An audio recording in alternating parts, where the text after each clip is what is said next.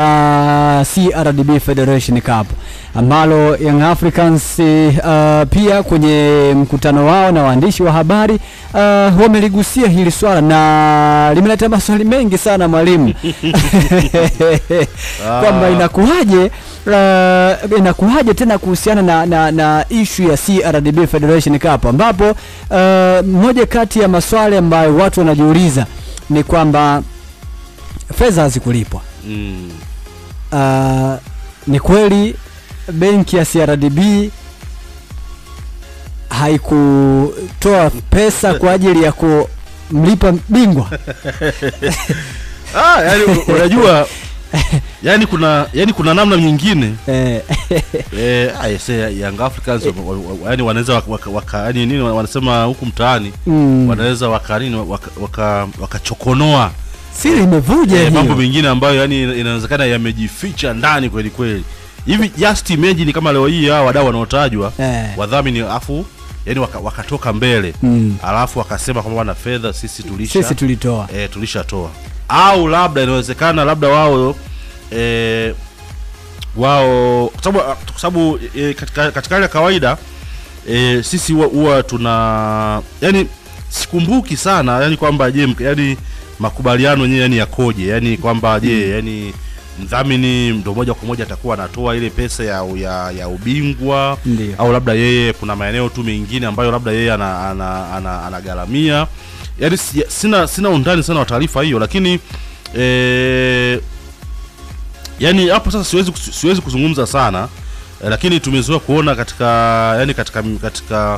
katika michuano mingi ambayo yani unapoona kuna mdhamini fulani ambaye amepewa mpaka jina yani jina la nini tutasema ni jina la michuano, maana yake yeye ana play part kubwa. Kwa hiyo usikute yani kweli katika hiyo fedha labda wao wanaotajwa kwamba hawajatoa fedha, inawezekana kwamba wao ndio ambao walipaswa kutoa, lakini sasa je ni kweli huo mzigo haukutoka?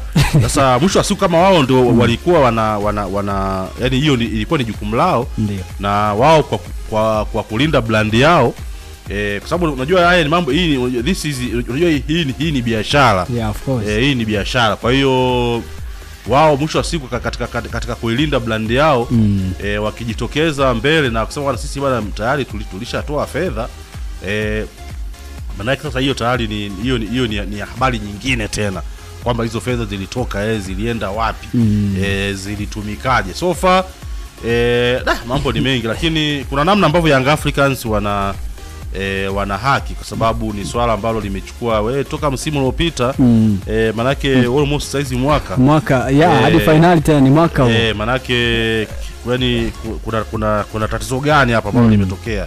Na kauli ya Alikama anasema alikuwa amesema na nukuu ya kwamba niwaambie tu TFF pamoja na washirika wetu benki ya CRDB kuwa sisi Yanga Sports Club hatuchezi mechi ya finali ya kombe la CRDB dhidi ya Singida Black Stars hadi pale TFF watakapotulipa fedha zetu za ubingwa wa kombe la CRDB msimu uliopita. Sasa tumechoka kuleana.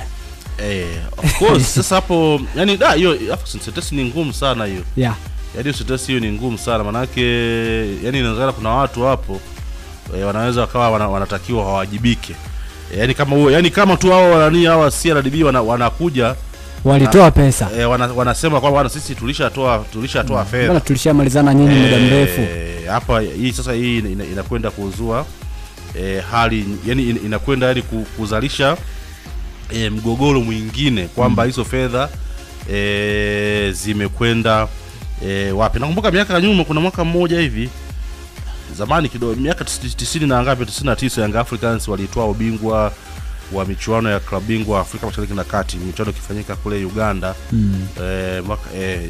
Baada ya pale Young Africans waliingia katika mgogoro mkubwa sana na Sekafa kwamba hawakupewa zawadi yao ya ubingwa.